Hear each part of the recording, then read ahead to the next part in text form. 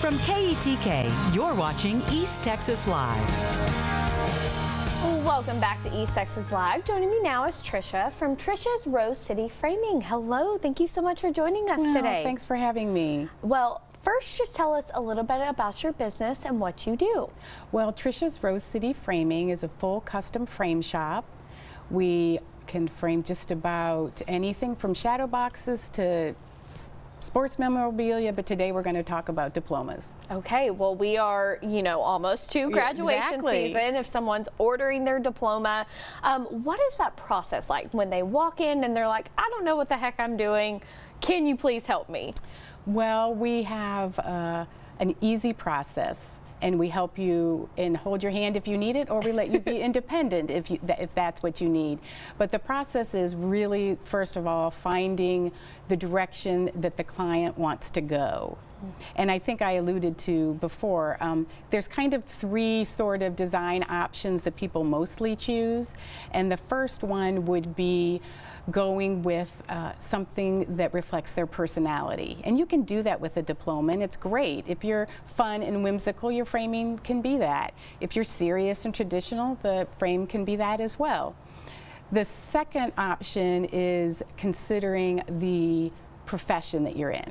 Because doctors, nurses, lawyers, they might want their diploma to reflect more of what their office is going to be like, and going with that decor, because those jobs normally require your diplomas to be hung right. Yes. And then the third one, which ironically is the least often chosen, is using school colors. Okay. But I did have one example. I think the one that's the larger one that's using the school colors, and then the one on the other side is more of a traditional route to go. Yeah, I wouldn't have thought about that. My college colors were red, white, and blue, so very, kind of typical. And sometimes the colors are really nice to use, like Texas A&M burgundy and gold always looks great.